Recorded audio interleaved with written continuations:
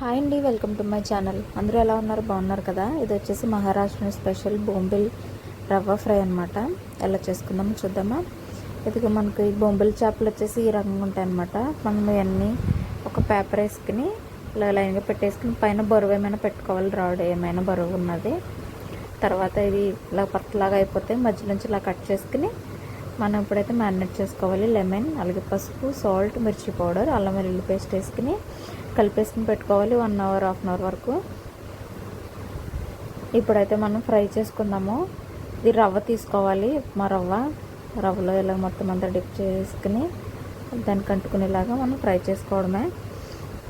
నాకు తెలిసి ఇది మన ఊరు సైడ్ అయితే నేనైతే ఎప్పుడు చూడలేదు, దొరకవు అనుకుంటున్నాను.